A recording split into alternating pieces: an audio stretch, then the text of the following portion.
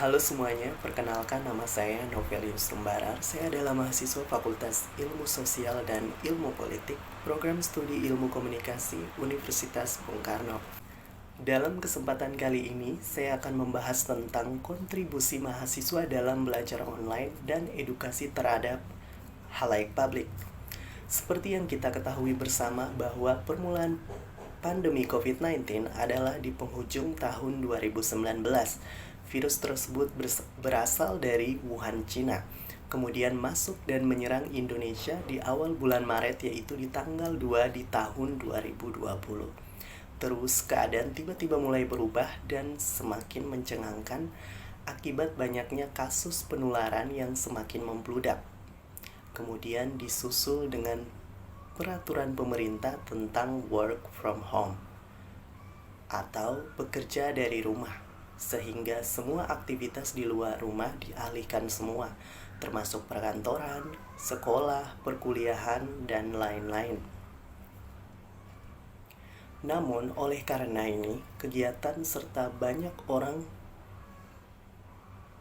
yang di PHK karena lapangan kerja tempat mereka mengabdi memutuskan hubungan kerja dengan karyawannya akibat dampak menurunnya ekonomi. Juga sekolah serta perkuliahan dipindahkan menjadi online. Sehingga dengan cara seperti ini, angka penularan akibat virus tersebut dapat ditekan jumlahnya dan seiring berkurang.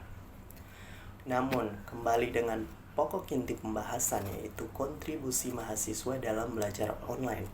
Sebenarnya yang saya rasakan juga banyaknya pelajar serta mahasiswa adalah ketidaksiapan atau kebingungan akibat belajar yang tadinya offline dialihkan menjadi online.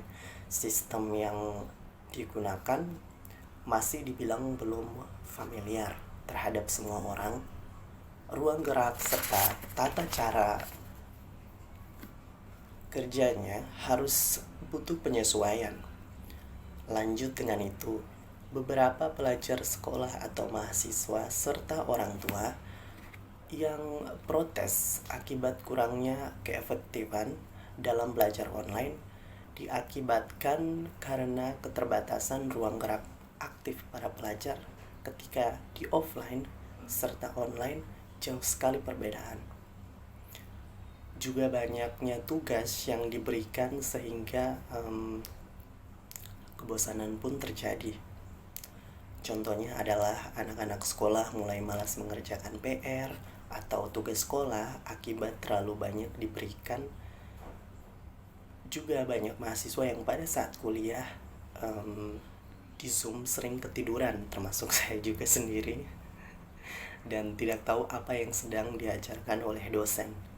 Ketidakefektifan itu yang membuat kendala serta protes dari masyarakat untuk meminta offline, namun tetap dengan mematuhi protokol kesehatan.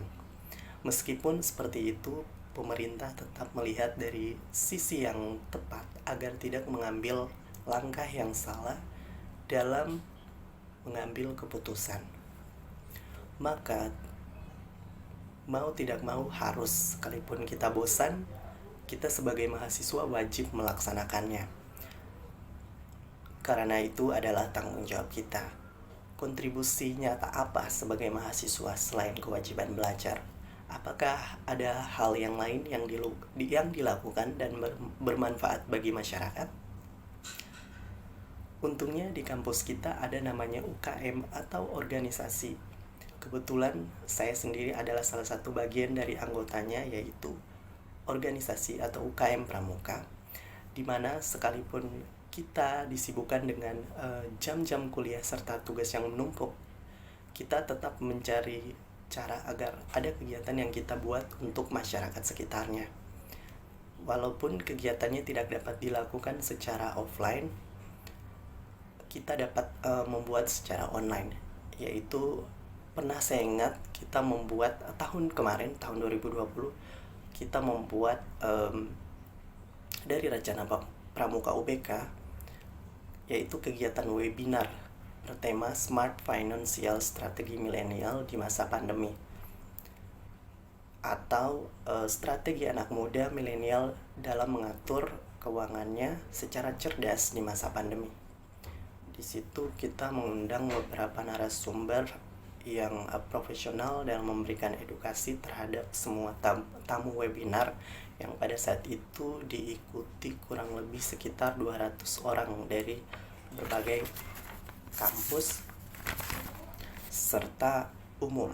Artinya bahwa secara tidak langsung dengan membuat kegiatan itu agar memacu milenial untuk ayo jangan hanya diam saja di rumah, tapi mari mengelola keuangannya dengan hal-hal yang positif, entah dengan berdagang online, melakukan hal-hal yang mendatangkan keuntungan, serta memotivasi dirinya agar berkembang dari sekarang.